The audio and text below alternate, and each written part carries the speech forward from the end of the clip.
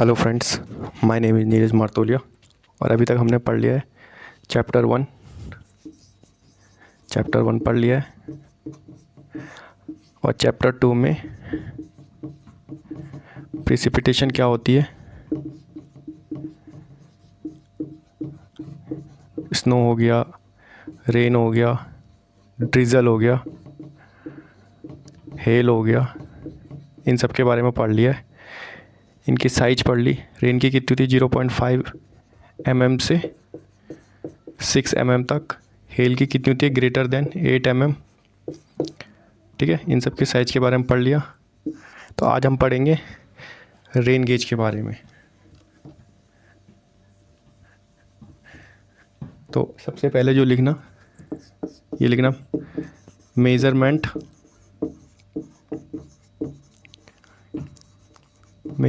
Of precipitation.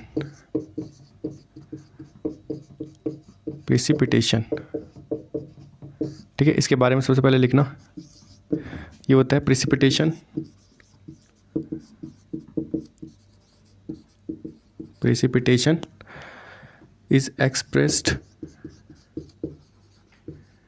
is expressed in terms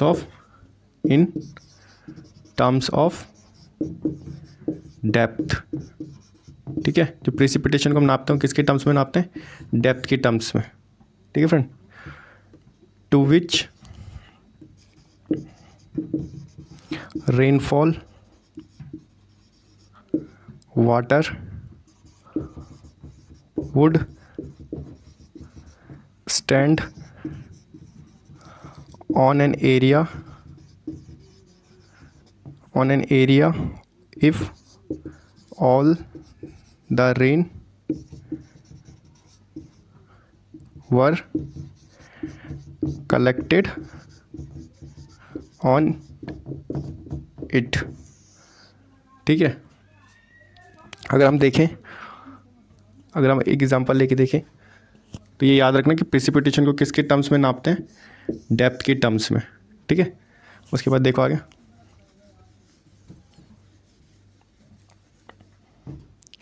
अगर हमको volume of rainfall निकालना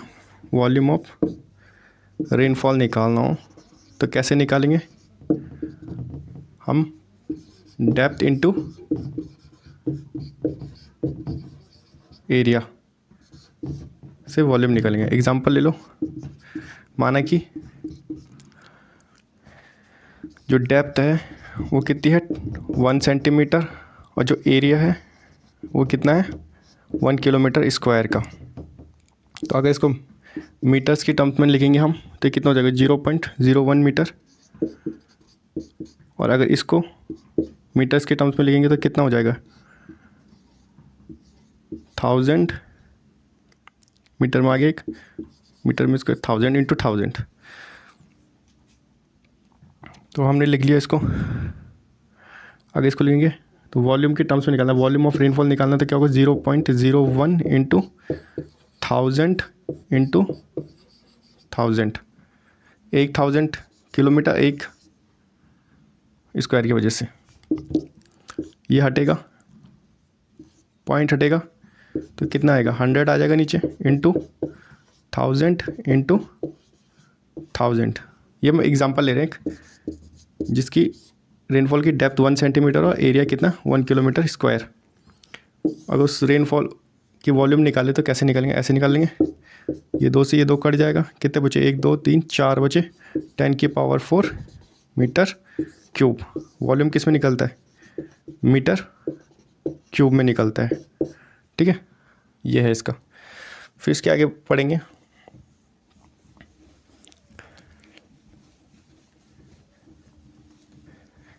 इसके बाद है जो फिर एक लाइन लिख सेकंड लगना,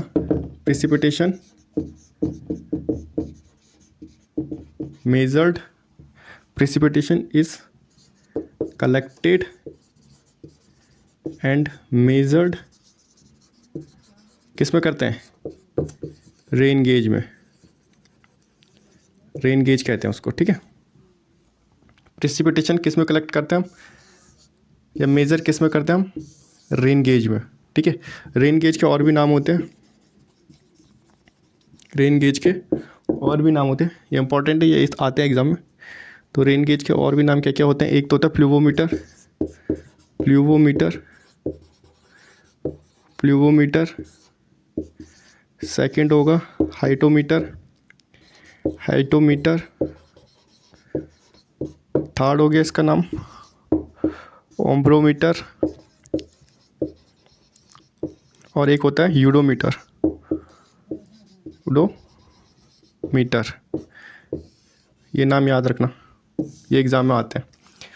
रेन गेज किस लिए यूज़ करते हैं हम, प्रिसिपिटेशन को कलेक्ट करने के लिए, मेजर करने के लिए। और रेन गेज के नाम क्या क्या होते हैं, और क्या क्या नाम होते हैं, एक तो प्लूवोमीटर होता है, एक हाइटोमीटर होता है, एक ओम्ब्रियोमीटर होता है, एक यूडोमीटर होता है।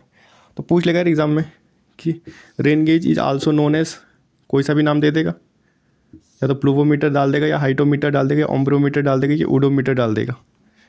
तो याद रखना इसको।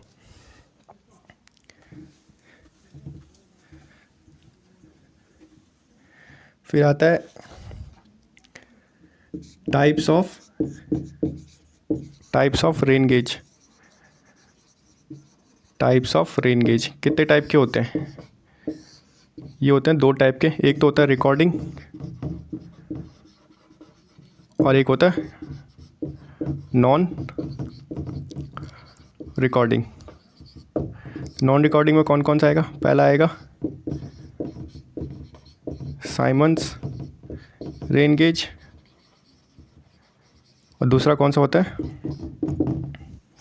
Standard non recording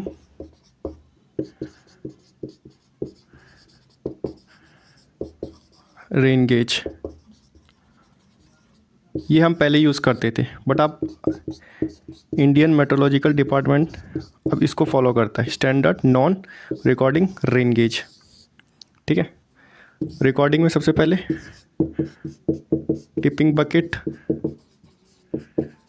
tipping bucket rain gauge. दूसरा होता है वेइंग बकेट रेन गेज, और थर्ड होता है हमारा natural siphon type rain gauge. ठीक है। नॉन रिकॉर्डिंग में क्या क्या होता है, Symon rain gauge, standard non recording rain gauge. Indian meteorological department अब इसको लेता है, इसको नहीं लेता, इसको 1969 तक लेता था, उसके बाद से ये लेता है Indian non recording rain gauge. फिर आता है रिकॉर्डिंग में कौन कौन सा आता है, tipping bucket rain gauge, weighing bucket rain gauge, और नेचुरल साइफोन रेन गेज। इसी को हम फ्लोट रेन गेज भी बोलते हैं। ठीक है। इसके बाद आगे पढ़ते हैं नॉन रिकॉर्डिंग के बारे में। नॉन रिकॉर्डिंग ज़्यादा इंपॉर्टेंट नहीं है। तो नॉन रिकॉर्डिंग में क्या होता है, नॉन रिकॉर्डिंग में देखते हैं जो साइमंस होता है, साइमंस रेन गेज, उसमें जो होता है कि सबसे पहले एक मेटल की कैसिंग होगी। ठीक है। समझ लो एक मेटल की कैसिंग है। ये डायग्राम इतना इंपॉर्टेंट नहीं है, सिर्फ याद रखने के लिए। ये एक फाउंडेशन पे लगाया होगा, इसके नीचे कंक्रीट की फाउंडेशन है, एक मेटल कैसिंग है, इसके अंदर वो बोतल होगी। ठीक है। बोतल के अंदर एक यहाँ पे एक फनल लगा होगा, फ्यूनल। ठीक है। ये क्या है, हमारे मेटल की कैसिंग है। ये क्या है, एक फाउंडेशन है कंक्रीट फाउंडेशन है ये। अब क्या होगा, बारिश आएगी तो ये यहाँ पे कलेक्ट होके इस फनल के द्वारा इस बोतल के अंदर चली जाएगी। फिर क्या करेंगे, कोई आएगा इसको निकालेगा, कलेक्ट करेगा और रिकॉर्डिंग कर लेगा अपनी बुक में। जो उसके पास बुक होगी उसमें, ठीक है, कलेक्ट करेगा सिर्फ। तो जो नॉन रिकॉर्डिंग वाला रेन गेज होता है ये सिर्फ कलेक्ट करता है, ठीक है, सिर्फ कलेक्ट करता है ये प्रिसिपिटेशन को। अब क्या होता है, कई बार जैसे स्नो हो रही होगी, कई बार क्या होता है स्नो हो जाती है, तो स्नो के टाइम पे क्या करेंगे हम, इस बोतल को हटा देंगे,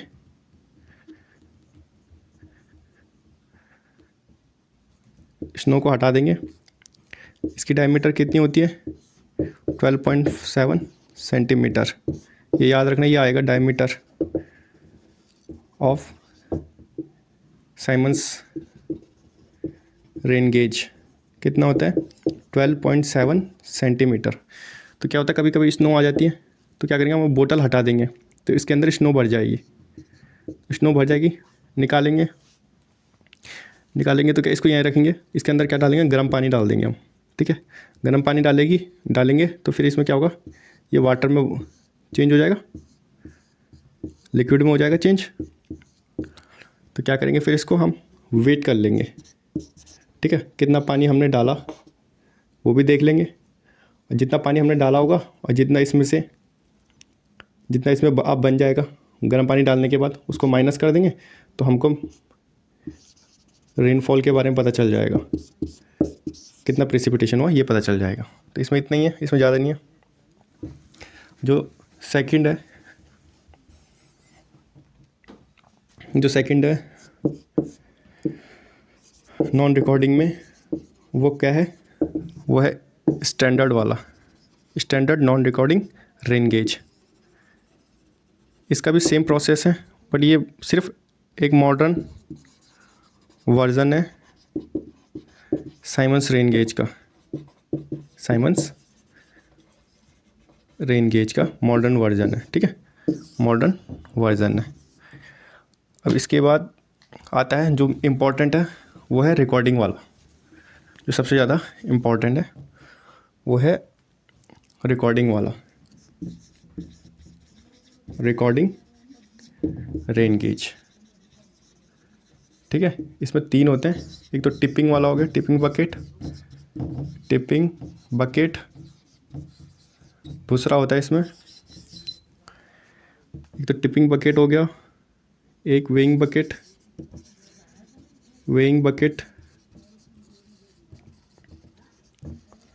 और एक तीसरा होता है नेचुरल साइफन। जो इंडिया में जो सबसे ज़्यादा यूज़ होता है, इंडिया में जो सबसे ज़्यादा जो रिकॉर्डिंग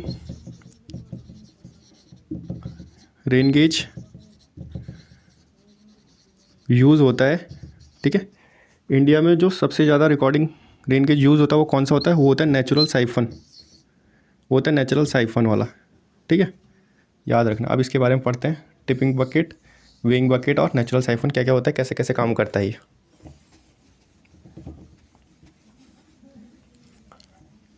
कैसे कैसे काम कर, एक minute.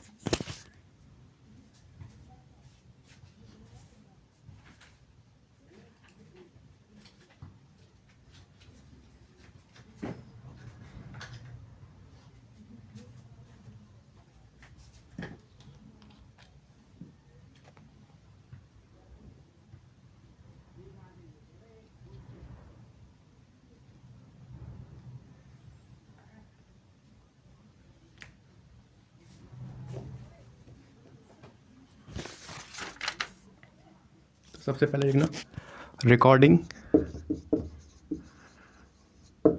Type rain gauge.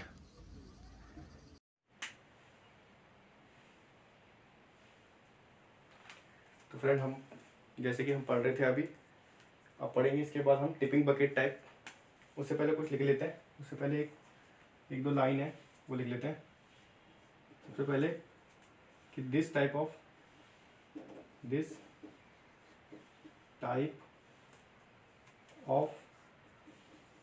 Rain gauge can give can give us a permanent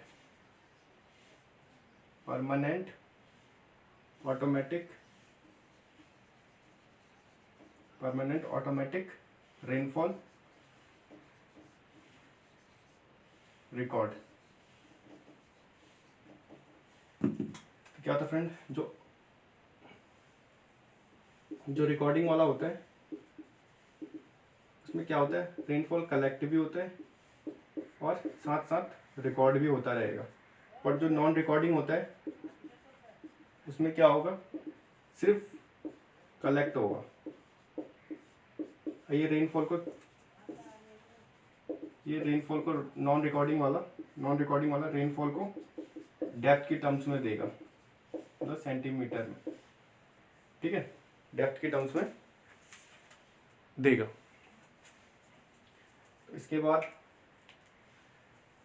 अगर हमको नॉन रिकॉर्डिंग में हमें अगर डेप्थ ऑफ रेनफॉल निकालना हो, डेप्थ ऑफ रेनफॉल,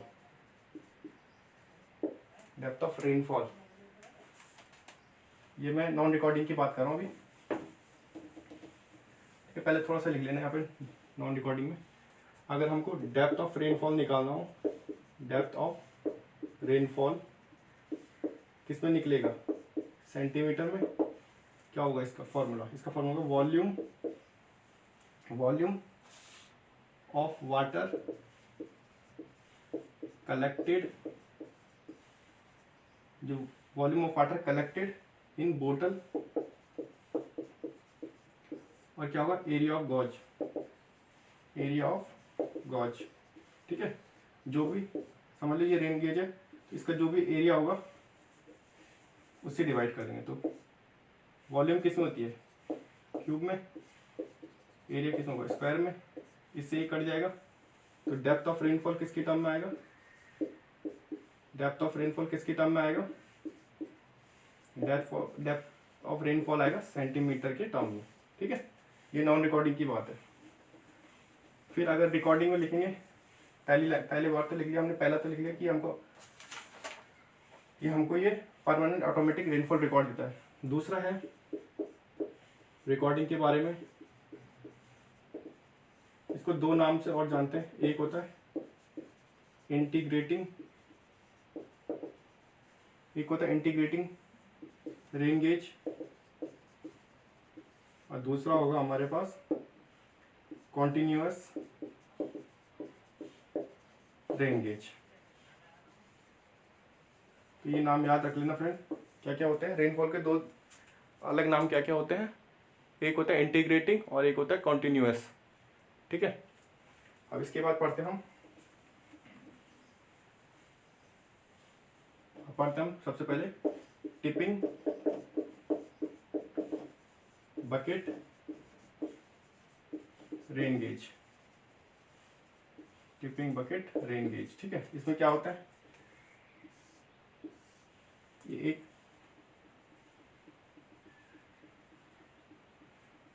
ठीक है, इसके नीचे एक रिजर्वायर होगा, रिजर्वायर के नीचे एक बोतल सी लगी होगी, मेजरिंग, ठीक है, यहाँ पे लगी होगी। ये रिजर्वायर है, यहाँ से पानी कलेक्ट होगा। ये कुछ सर्कुलर टैंक जैसे, यहाँ पे फनल लगा होगा। अब क्या होगा, पानी यहाँ से आएगा, यहाँ से फनल से रिजर्वायर में जाएगा, रिजर्वायर से कहाँ जाएगा, मेजरिंग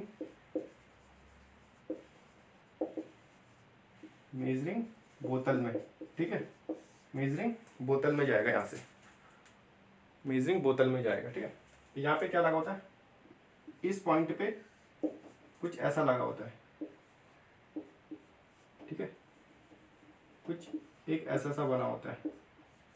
तो क्या होगा, पानी यहाँ से गिरेगा, ये भरेगा, तो ये उल्टा होके पानी नीचे रिजर्वायर में डाल देगा और ये ऊपर आ जाएगा। फिर ये भरेगा, फिर ये नीचे आ जाएगा, पानी रिजर्वायर में डालेगा, फिर यहाँ से ये यहाँ चल जाता रहेगा, ठीक है। ये इसमें डायग्राम इतना इंपॉर्टेंट नहीं है जितना इसकी थ्योरी इंपॉर्टेंट है। तो आप पेपर में तो पूछेगा नहीं यार डायग्राम बनाओ कि कुछ बनाओ। तो सबसे पहले ये यूज़ कहाँ करते हैं हम टिपिंग बकेट में, इसको हम यूज करते हैं, कहाँ यूज़ करते हैं, हिली एरिया में, हिली एरियाज में, या तो और कहाँ, इनएक्सेसिबल एरिया, हिली एरिया। तो पता ही आपको इनएक्सेसिबल एरिया क्या होता है, जहाँ जाना बहुत मुश्किल होता है, मतलब रोज रोज नहीं जा सकते हम वहाँ डाटा लेने के लिए, ठीक है। तो इसमें क्या होता है, जो टिपिंग बकेट में जो होता है वो क्या होता है, कहीं लगा लिया इनएक्सेसिबल एरिया में, लगा लिया इनएक्सेसिबल एरिया में हमने इसको रेन गेज को फिट कर दिया, तो ये क्या करेगा, यहाँ से डाटा कहाँ, डाटा सीधा मेन स्टेशन में भेज देगा। इलेक्ट्रॉनिकली होता है ये सारा, ठीक है, ये मेन स्टेशन में सारा डाटा भेज देगा, इसीलिए हम इसको यूज़ करते हैं। कहाँ यूज़ करते हैं, हिली और इनएक्सेसिबल एरिया में। इसका एक और टाइप होता है, उसको हम नाम से जानते हैं टेलीमीटरिंग नाम से भी जानते हैं। इसका एक और टाइप है टेलीमीटरिंग रेन गेज, ये भी याद रख लेना, आता है एग्जाम में, यही के एग्जाम में आया हुआ है बहुत बार कि टेलीमीटरिंग रेन गेज किसका टाइप है, वो टाइप है टिपिंग बकेट का, ठीक है फ्रेंड। उसके बाद आता है हमारे पास, डायग्राम इतना इंपॉर्टेंट नहीं है जितना ये है। फिर आता है हमारे पास ये, इसका जो सेकंड पॉइंट है टिपिंग बकेट का, वो क्या होता है, जो टिपिंग बकेट होता है, टिपिंग बकेट वाला, tipping bucket rain gauge, tipping bucket rain gauge होता है, ये क्या देता है हमको, ये देता है हमको इंटेंसिटी ऑफ रेनफॉल, ठीक है, इंटेंसिटी ऑफ रेनफॉल बताता है हमको टिपिंग बकेट रेन गेज। ये याद रख लेना, इंटेंसिटी ऑफ रेनफॉल कौन देता है, tipping bucket rain gauge.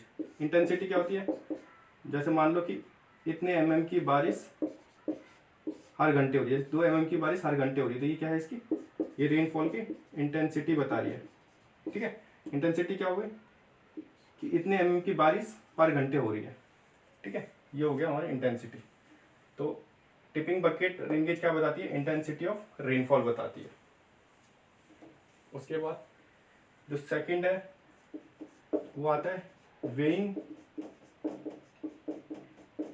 Bucket rain gauge.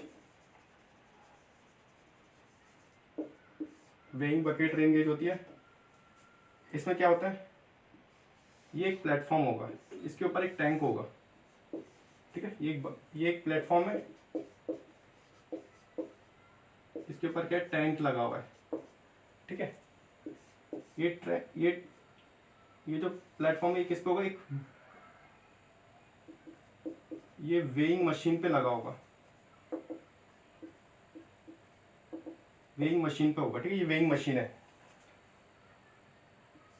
तो इसके नीचे क्या है, पानी कलेक्ट होने का, ठीक है, पानी कलेक्ट होने का होता है। तो यहाँ से क्या होगा, एक पेन लगा होगा, ये पेन कहाँ पे लगा होगा, यहाँ पे लगा होगा। ये ड्रम है एक, ये क्या हमारे पास ड्रम, कौन सा ड्रम है, ये रोटेटिंग ड्रम है। इसके ऊपर क्या लगा रहता है, ग्राफ लगा होता है। तो क्या होगा, जैसे जैसे ये वजन बढ़ेगा, ये इसको दबाएगा, तो ये क्या बनाएगा, ग्राफ बनाता चलेगा, एक ग्राफ बनाता चलेगा, ये घूमता रहेगा, ये ग्राफ बनाता चलेगा इसमें। तो यही है इसमें वेइंग बकेट में। तो इसमें कुछ याद नहीं करना, इसमें सिर्फ इसके बारे में बात करिए, क्या देता है हमको, ये हमको देता है एक्यूमुलेटेड रेनफॉल वर्सेस टाइम का ग्राफ। ये याद रखना, एक्यूमुलेटेड रेनफॉल वर्सेस टाइम का ग्राफ। इसको क्या बोलते हैं हम, इसको बोलते हैं हम मास कर्व ऑफ रेनफॉल। जो मास कर्व ऑफ रेनफॉल होता है, जो रेनफॉल का मास कर्व होता है, किस किस के बीच में होता है, एक्यूमुलेटेड रेनफॉल और टाइम के बीच में, ठीक है। अब जो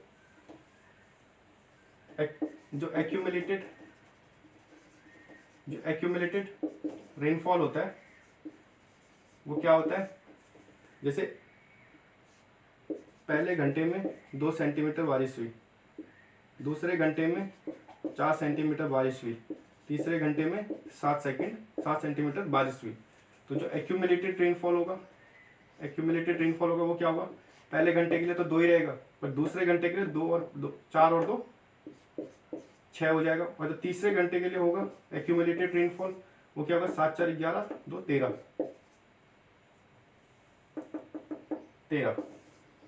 हो जाएगा। ठीक है, ये होता है एक्यूमुलेटेड रेनफॉल।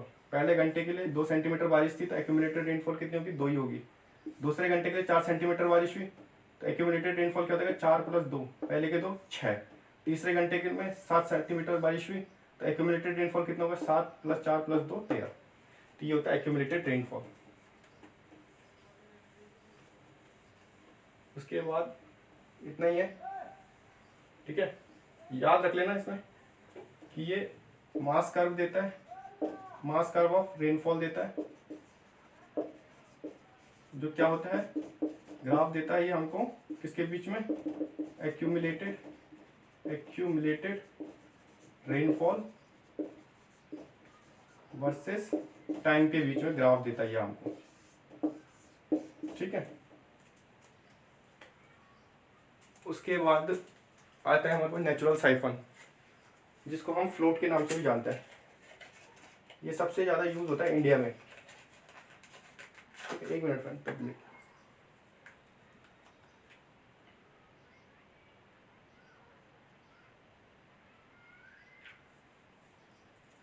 फिर आता है हमारे पास नेचुरल साइफन टाइप। फिर आता है हमारे पास नेचुरल साइफन टाइप। तो जो natural siphon type rain gauge होता है, डायग्राम से कोई मतलब नहीं, इसका एक और नाम होता है फ्लोट टाइप रेन गेज। ये याद रखना, float type rain gauge is also known as natural siphon type. Natural siphon type India में वाइडली यूज किया जाता है, वाइडली यूज्ड। ठीक है, कौन सा नेचुरल साइफन टाइप, कौन सा, रिकॉर्डिंग टाइप। एग्जाम में आएगा कौन सा रिकॉर्डिंग टाइप रेन गेज है जो इंडिया में वाइडली यूज किया जाता है, वो कौन सा होगा, नेचुरल साइफन टाइप का होगा। ठीक है, ये हमको कर्व देता है, ये भी हमको मास कर्व देता है, ये भी हमको मास कर्व देता है। ठीक है, मास कर्व ऑफ रेनफॉल किस किस के बीच में होता है, एक्यूमुलेटेड रेनफॉल के बीच में, रेनफॉल वर्सेस टाइम के बीच में। ठीक है, एक्यूमुलेटेड रेनफॉल वर्सेस टाइम के बीच में, जो ये यही आता है एग्जाम में, और कुछ नहीं आएगा। तो एक बार समरी करा देते हैं। नॉन रिकॉर्डिंग में 2 होते हैं, एक तो साइमंस होता है, एक होता है स्टैंडर्ड। ठीक है, स्टैंडर्ड और साइमंस रेन गेज। तो ये क्या देते हैं हमको, डेप्थ की टर्म्स में। ये रेनफॉल को कैसे करते हैं, किस में देते हैं, डेप्थ की टर्म्स में देते हैं। ठीक है, सेंटीमीटर। जो इसकी एक्यूरेसी होती है, नॉन रिकॉर्डिंग की जो एक्यूरेसी होती है, ये 0.1 mm की होती है। मतलब जैसे ये बोतल है ना, तो इसमें जो ये होंगे 0.1, 0.2, 0.3, 0.4 ऐसे में होंगे, तो 0.1 mm की एक्यूरेसी होती है इसकी।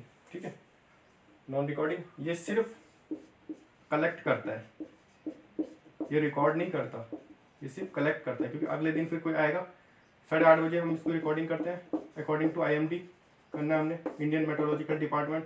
इंडियन मेट्रोलॉजिकल डिपार्टमेंट में क्या कहा गया, साइमंस को कब तक यूज़ किया था, 1969 तक यूज़ किया था। उसके बाद हमने 1969 के बाद कौन सा यूज़ किया, स्टैंडर्ड वाला यूज़ किया। स्टैंडर्ड क्या होता है, modern version of Symon rain gauge, Symons rain gauge. Non recording क्यों यूज़ करता हूँ, क्योंकि ये थोड़ा चीपर होता है अकॉर्डिंग टू रिकॉर्डिंग के। ठीक है, 8:30 बजे हमको सुबह कलेक्ट करना है इसमें से वो रेनफॉल। क्या होता है, एक आदमी आएगा यहाँ से इसको निकालेगा, निकालेगा तो क्या करेगा, इसके बारे में अपनी कॉपी में लिखेगा, फिर से इसको इसमें डाल देगा और बंद कर देगा। इसके बाद फेंसिंग लगी होती है ताकि कोई गाय वाय कोई भी जानवर इसको तोड़ ना सके। ठीक है। ऊपर एक और बात होती है कि जो भी रेन गेज होते हैं तो उनको कहाँ पे लगाया जाता है, बिल्कुल ग्राउंड एरिया में लगाना चाहिए, जहाँ पे ग्राउंड होगा। ठीक, ग्राउंड कैसे होना चाहिए, लेवल सरफेस होना चाहिए, अंडुलेटिंग नहीं होना चाहिए। ठीक है। और अगर मैक्सिमम फ्लड आता है, हाई फ्लड लेवल से 300 मीटर की 300 mm, तो 300 mm क्या था, 300 mm की ऊंचाई पे लगाना चाहिए। ठीक है, 300 mm की ऊंचाई पे लगाना चाहिए हाई फ्लड लेवल से, क्योंकि अगर फ्लड आ गया तो ये दब जाएगा तो सारा खराब हो जाएगा। तो इसलिए ना तो इसको बिल्कुल नीचे लगाना पड़ता है, ना ज़्यादा ऊपर। ऊपर ज़्यादा ऊपर लगाओगे तो फिर इसमें विंड इफेक्ट भी आने लग जाएंगे, विंड के इफेक्ट आने लग जाएंगे। तो ना ऊपर लगाना है ना नीचे लगाना है, इसको बिल्कुल मीडियम कहीं पे लगाना है, जो हाई फ्लड लेवल से 300 mm हाई हो। ठीक है, ये तो हो गया रिकॉर्डिंग के बारे में, सॉरी नॉन रिकॉर्डिंग के बारे में। फिर आता है हमारे पास रिकॉर्डिंग के बारे में।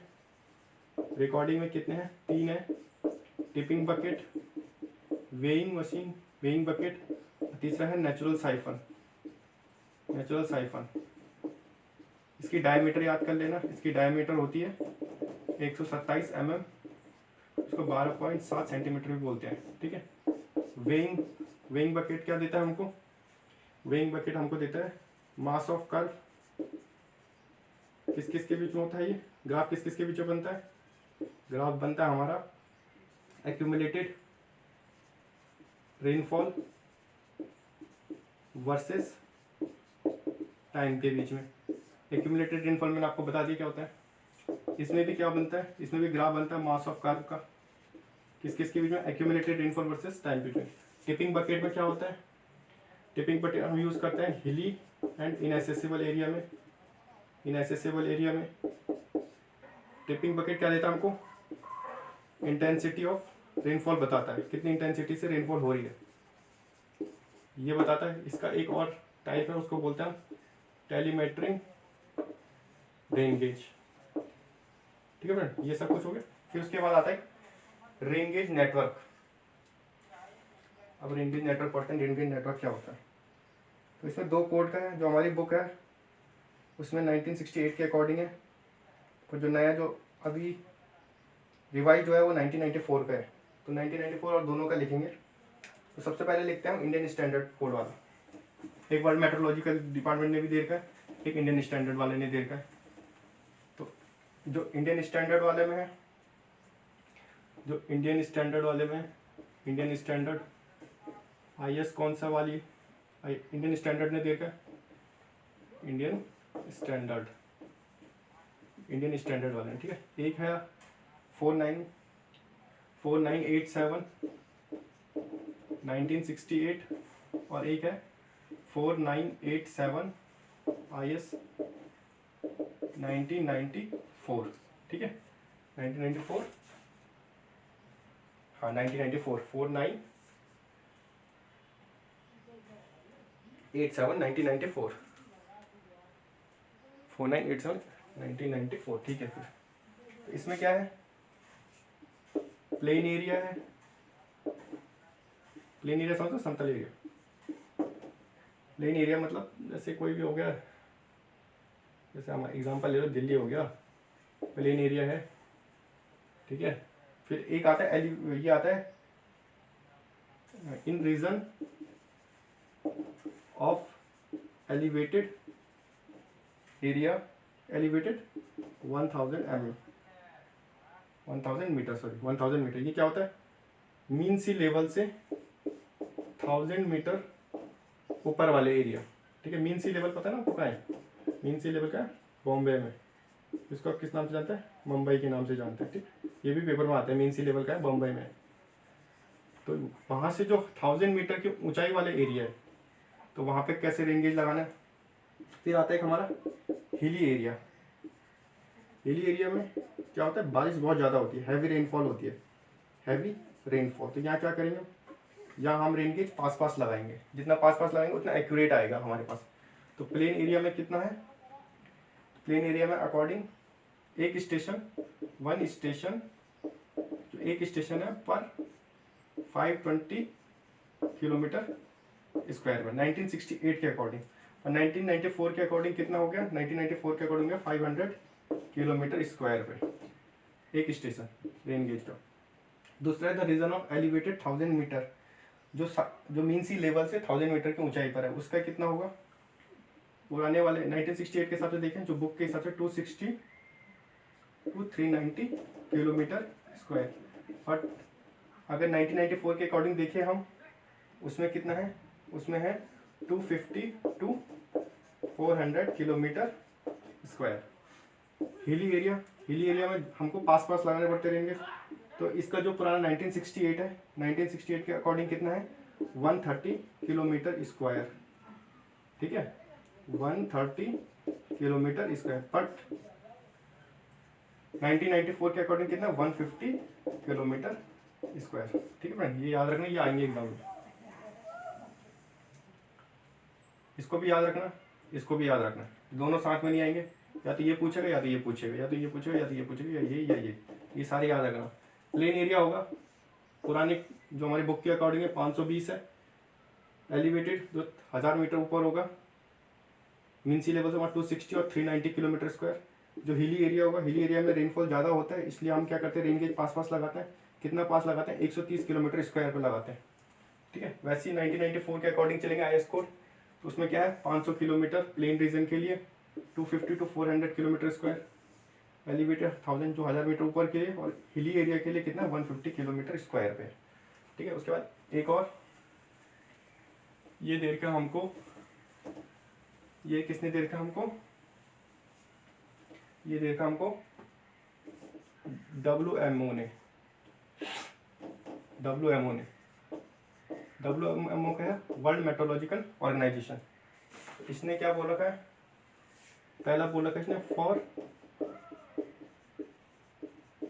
For flat reason. जो फ्लैट रीजन है, जैसे हो गया क्या हो गया? ट्रॉपिकल या मेडिटेरियन जो जोन होगा, तो वहाँ पे क्या होगा? वहाँ पर एक स्टेशन लगाएंगे हम पर 600 से 900 किलोमीटर स्क्वायर पे, 600 से 900 किलोमीटर स्क्वायर पे लगाएंगे। फिर ठीक है, फिर सेकंड देखा इन्होंने for mountainous region. Mountainous region में क्या देखा इन्होंने देखा 100 से 250 किलोमीटर स्क्वायर में। एरिया कम है, कम एरिया पे ज़्यादा लगाना है। ठीक है, मतलब 100 से 250, क्योंकि यहाँ ज़्यादा माउंटेनियस रीजन है तो बारिश भी ज़्यादा होगी, तो 100 से 250 किलोमीटर एक स्टेशन पर। ठीक है, तीसरा है हमारा एराइड या पोलर रीजन। एराइड क्या होता है? जहाँ सूखा होता है, जैसे रेगिस्तान हो गया, ड्राई एरिया।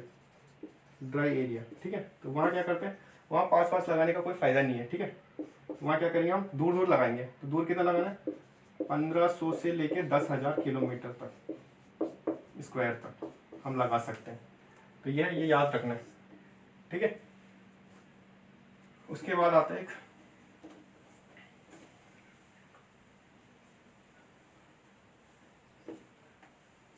कि अगर जैसे ये कोई एरिया है, ठीक है, यहाँ पे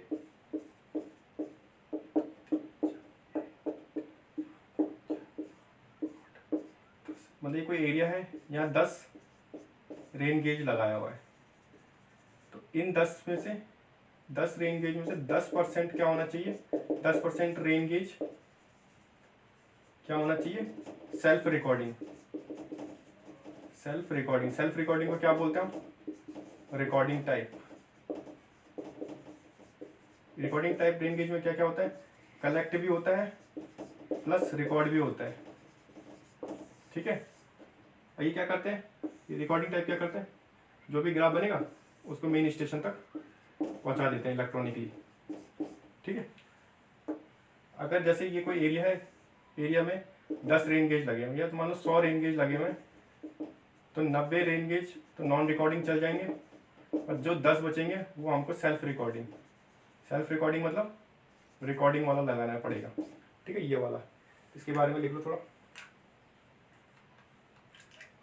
बाकी आसान है यार, कोई इतने इंपॉर्टेंट तो है नहीं इसमें, डायग्राम छोड़ देना। बाकी जो नाम लूम है कि साइफन को बोलते हैं हम लोग फ्लोट, और जो टिपिंग बकेट होता है वो हमको इंटेंसिटी ऑफ रेनफॉल देता है, वेइंग बकेट वाला हमको मास का एक्यूमुलेटेड रेनफॉल और उसके बीच में टाइम के बीच में कर्व बनाता है। ये नॉन रिकॉर्डिंग पहले कौन सा यूज़ होता था, अब कौन सा यूज़ होता है। पहले साइमन 1969 तक साइमन रेन गेज होता था, अब स्टैंडर्ड रेन गेज होता है। ठीक है, यही आएगी इसमें, इनके नाम आते हैं, डायमीटर आते हैं। ठीक है, डायमीटर याद रख लेना। नेचुरल साइफन की जो हाइट होती है वो 30 सेंटीमीटर होती है। ठीक है, जो डायमीटर होती है नेचुरल साइफन इसका दूसरा नाम क्या होता है, फ्लोट रेन गेज। ठीक है, हाइट 30 सेंटीमीटर हाइट आती है, यही की एग्जाम बहुत आती है हाइट। तो हाइट कितनी होगी, 30 सेंटीमीटर हो जाएगी। डायमीटर कितना होगा, 12.7 सेंटीमीटर, 300 mm या 127 mm। ठीक है, ये याद रखना, ये आएगा। वैसी नॉन रिकॉर्डिंग में जो साइमन रेन गेज है उसकी भी डायमीटर 12.7 सेंटीमीटर होती है। ठीक है, इसके बारे में नोट लिखना, वो वाला जो मैंने बताया था कि to know the intensity of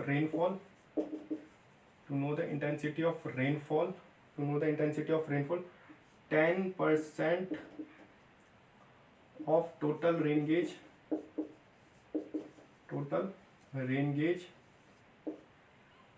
in area should be self recording rain gauge। ठीक है, ये 10% याद रखना, एग्जाम में आ सकते हैं कि इंटेंसिटी ऑफ रेनफॉल जानने के लिए dash of the total rain gauge in area should be self recording. कितने परसेंट, कि जैसे कोई एरिया हो गया, जैसे पेपर में आगे कि कोई एरिया है, उसमें हमको पेपर में कुछ दे दिया कि 100 रेन गेज लगे हुए हैं, तो बताओ इनमें से सेल्फ रिकॉर्डिंग कितने होंगे।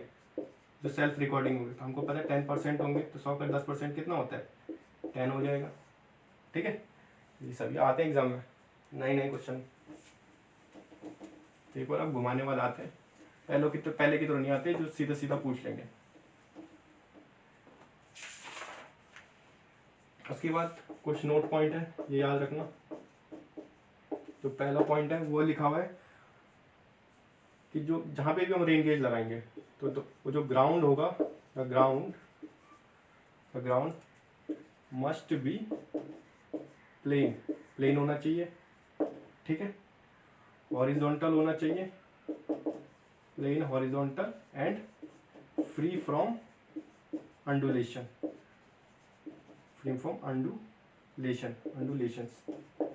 क्या होना चाहिए, लेवल सरफेस होना चाहिए बिल्कुल। ठीक है, लेवल बिल्कुल सीधा सरफेस होना चाहिए, यहाँ पे लगा लेंगे। अगर ऐसे होगा तो ये गलत हो जाएगा, तो रेनफॉल क्या तिरछा भी हो सकता है, तो कहाँ से कलेक्ट ही नहीं हो पाएगा, यहाँ पे तो कलेक्ट हो जाएगा, यहाँ से कलेक्ट ही नहीं हो पाएगा। तो इसलिए हमको लेवल सरफेस में रखना पड़ता है। ठीक है, सीधे सरफेस में, बिल्कुल प्लेन सरफेस में रेन गेज को इंस्टॉल करना पड़ता है। दूसरा है कि अगर मान लो हमने यहाँ पे रेन गेज लगा, ये रेन गेज है, तो उसके बाहर हमको 5.5 मीटर और 5.5 मीटर की फेंसिंग करनी पड़ती है। हमको फेंसिंग। ठीक है, फेंसिंग क्यों करते हैं भाई, कोई गाय वाय आ गया, कुछ भी आ गया, उसने इसको पैर से दबा दिया, तोड़ दिया, तो सब खराब हो जाएगा ना, तो इसको फेंसिंग लगा देते हैं। तो लिख लेना, rain gauge should be enclosed in an open fenced area at least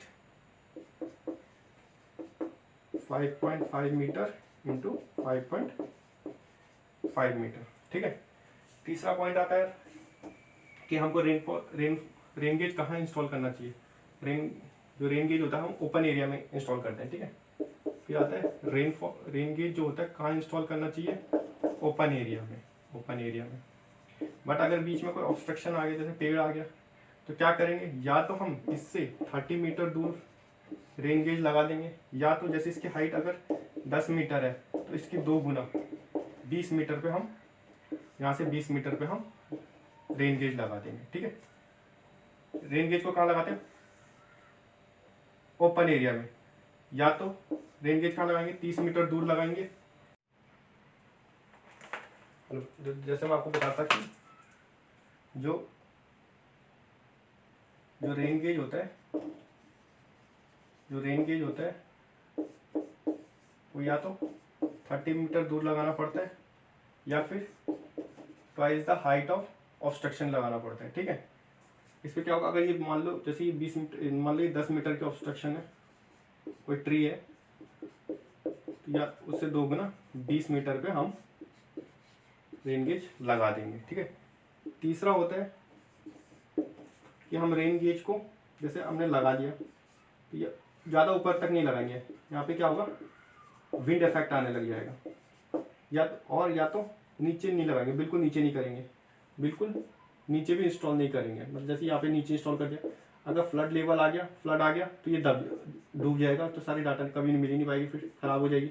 तो हम क्या करते हैं, तो मैं बता रहा था कि इसको नीचे भी इंस्टॉल नहीं करेंगे। क्यों नहीं करेंगे, फ्लड आ गया तो ये डूब जाएगा। तो हम इसको क्या करते हैं, हाई फ्लड लेवल से 300 mm ऊपर इंस्टॉल करते हैं हम इसको। ठीक है, बाकी यार वीडियो अच्छी लगी होगी तो लाइक करना, शेयर करना, सब्सक्राइब करना यार चैनल को। Thank you.